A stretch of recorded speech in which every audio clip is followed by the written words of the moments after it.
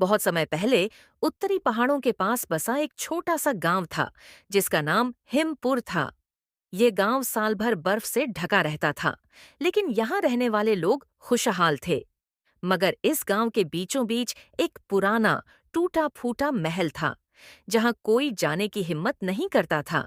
गांव वालों का मानना था कि उस महल में एक बर्फ की गुड़िया रहती थी, जो आधी रात को जिंदा हो जाती थी। कहते थे कि जो भी उस गुड़िया को छूता वह बर्फ में बदल जाता। गांव में नेहा नाम की एक निडर लड़की थी। उसे कहानियां और रहस्य बहुत पसंद थे। जब भी कोई महल की डरावनी बातें करता तो उसकी आंखों में चमक आ जाती।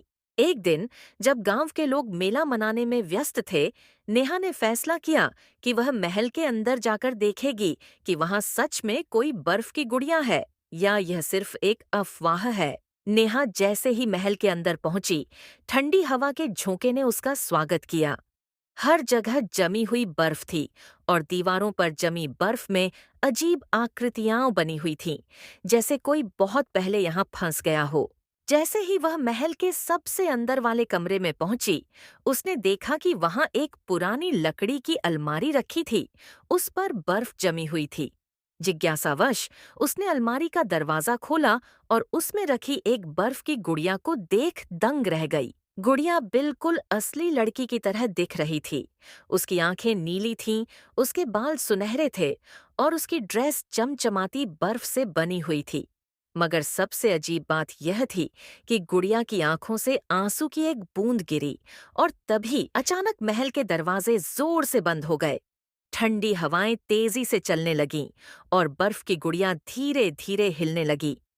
नेहा ने डर कर एक कदम पीछे लिया, लेकिन तभी गुड़िया ने धीरे से अपनी आंखें खोलीं और मुस्कुराकर कहा, तुम मेरी कैद तोड़ने आई हो? नेहा हैरान रह गई। उसने हिम्मत जुटाकर पूछा, तुम कौन हो? गुड़िया ने लंबी सांस ली और बोली, मेरा नाम आर्या है। मैं इस महल की राजकुमारी थी, लेकिन एक शाप के कारण मैं गुड़िया में बदल गई। नेहा ने हैरानी से पूछा, तुम पर यह श्राप किसने डाला? आर्या की आंखों में उदासी छा गई। बहुत साल पहले मेरी सौतेली माँ एक जादूगरनी थी। उसे मुझसे जलन थी, इसलिए उसने मुझे इस बर्फ की गुड़िया में बदल दिया। उसने कहा कि जब तक कोई बिना डर के मुझे छुएगा नहीं, तब तक मैं जिंदा नहीं हो सकती। लेकिन कोई भी इस महल में आने की हिम्मत नहीं करता था। नेहा ने सोचा कि अगर वह आर्या को छू ले तो शायद श्राप टूट सकता है। लेकिन अगर यह सच नहीं हुआ तो वह भी बर्फ में बदल सकती थी। नेहा ने अपनी आंखें बंद की, गहरी सांस ली और हिम्मत जुटाकर आर्या का हाथ पकड़ लिया। जैसे ही उसने ऐसा किया, महल में एक जोरदार चमक फैली। बर्फ की परतें पिघलने लगीं और अचानक गुड़िया की जगह एक खूबसूरत राजकुमारी खड़ी थी। राजकुमारी आर्या की आंखों में आंसू थे।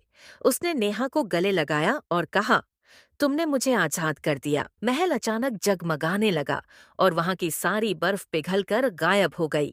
यह देखकर गांव के लोग दौड़े चले आए और जब उन्होंने देखा कि महल अब पहले जैसा नहीं रहा, तो वे चौंक गए। राजकुमारी आर्या ने गांव के लोगों को बताया कि वह असली राजकुमारी थी और इस महल की असली मालकिन भी। वह नेहा की बहादुरी से इतनी प्रभावित हुई कि उसने नेहा को अपनी छोटी बहन की तरह मान लिया। अब वह डरावना महल एक खूबसूरत महल बन चुका था, जहां अब कोई डर नहीं था, बल्कि हंसी खुशी का माहौल था। और इस तरह नेहा की हिम्मत ने न सिर्फ एक शाप तोड़ा, बल्कि उसे एक नई दोस्त और एक नई दुनिया भी दी।